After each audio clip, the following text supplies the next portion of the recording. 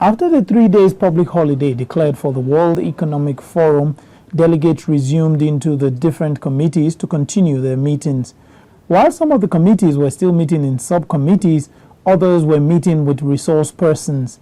The Committee on Civil Society, Labor, Youths and Sports met with the Governor of Edo State, who spoke on the essence of a national minimum wage and the need to leave labor on the exclusive legislative list. I am unable to understand the logic why anybody think that the crisis we face in the country, particularly labor related, with particular emphasis on the level of strike activity or man hours to strike in various sectors of the economy, how anybody think that this has in any way, or this has anything to do with the fact that labor issues are on the exclusive list. The committees say they are confident they're working well within the time frame given to committees. We've sorted ourselves out. We are writing and marrying the different subcommittee reports into one final report. Today we were all here with the draft reports of the subcommittees, and by the end of this week we will have put together all the reports, and we will be ready to submit the report by the end of this week. Meanwhile, the Committee on Devolution of Power say they have reached a unanimous decision on some key issues, including the issue of derivation. The final decision was let status quo remain, and for the sake of equilibrium, don't go back and open old wounds or inflict new ones. 13%, even when those new minerals, of course, come into operation, those states will also get no more than the same 13% as the people that are operating the oil are getting. On the final day, committees appear to have completed their work.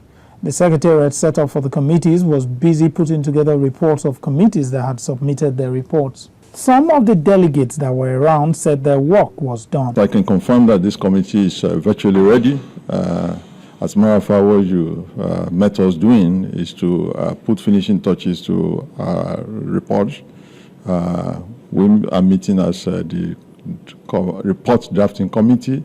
Later today, the entire committee membership is going to meet to look at the report and adopt. And so first thing in the morning, we'll be ready to submit our report to the conference secretariat. We've almost finished our committee. What we're waiting for is just to go through it and sign.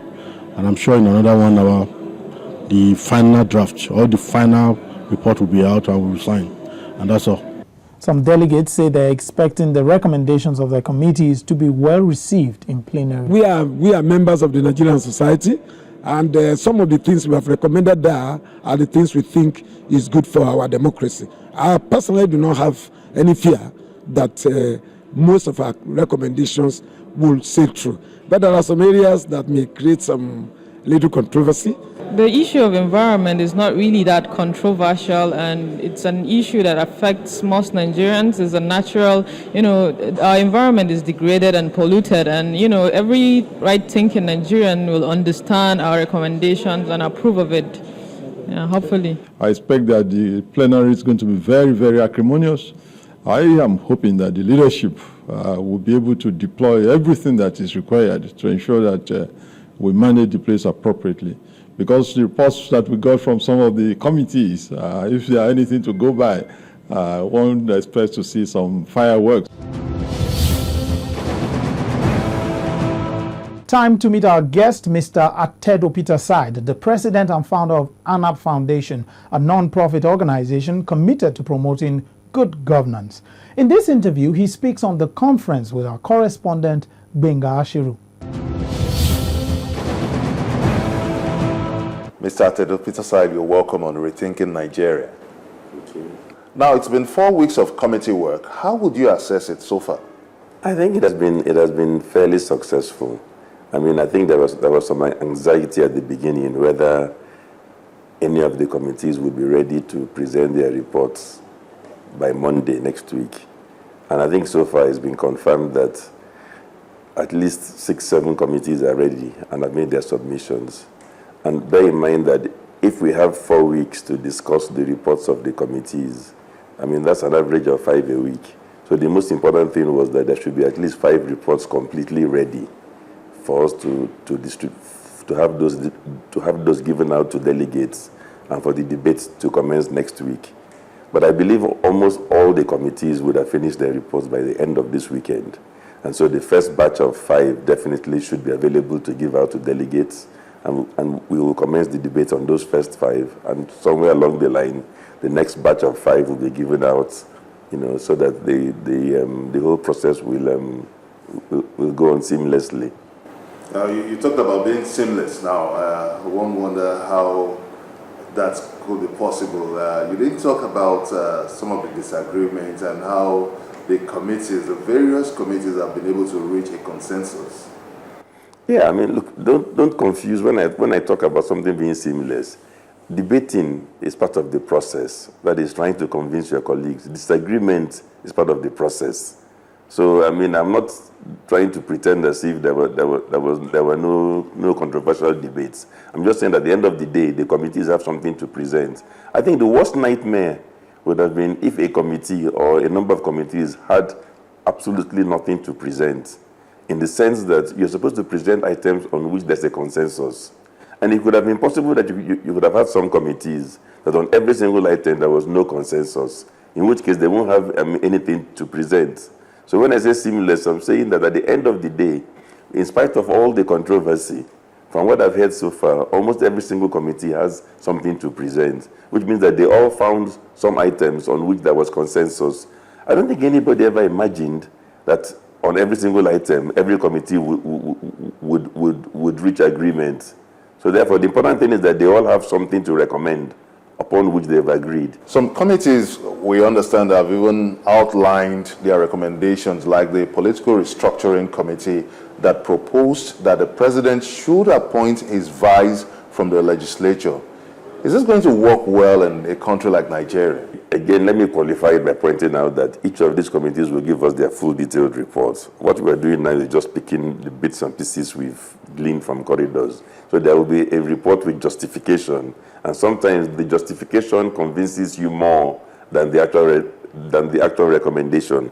But I think, I personally am a little bit, I wouldn't say pessimistic, but I don't think that if there are issues involving the executive not working very well with the legislature, that it can be solved by simply having one person who is common to both sides. I think it's partly a failure of our party system we're discussing. Because if we had proper political parties, a party would have an ideology. On any matter that is important for the nation, the party would know in its manifesto whether they were going left or right. What's happening here is that we have parties that are formed by just pulling together strange bedfellows. All manners of people join the party. They some decamping left, right, and center. There's no ideology that is clear. So on every single issue, when it's time to execute or move forward, then we're having the kind of debate that should have been had up front when the party was trying to decide on its manifesto. Now, I don't think you're going to solve that problem simply by saying that one individual who is a vice president is also in the Senate or somewhere else. I think fundamentally, if the party has no ideology, you will always have a problem of having to invent one. I mean, when it's required, which is a problem. So it is the fact that the parties have not formulated a proper ideology, which only people who buy into have found their way into that party, so that on each item we're debating afresh, and that's why you have a clash of interest and so on. So that I don't think that the solution that is being proposed will solve the problem. It might improve things slightly, but I'm not convinced. I think ultimately the only solution is what I've pointed out, which is that parties must have ideology, they must have manifestos, and people who buy into those policies are the ones who should be in that party to represent the party, either in Senate, House of Rep, or in the presidency. Now, if the president should be appointing his vice from the legislature, what happens to the principle of separation of powers? No, okay. I mean, again, I keep on qualifying everything, but I think, like I said, they are trying to solve a problem without going to the root cause of a problem. And in the process, you're right, it creates some other problems. But I think what they're trying to point out is that perhaps the complete independence has turned out to be not so healthy. So they're trying to see if they can somehow bridge the divide by having an individual or more common to both sides. That might improve things. But at the end of the day, if you had effective liaison, if you had real political parties who had an agenda where there was discipline and you must toe the party line, then this problem would just melt away.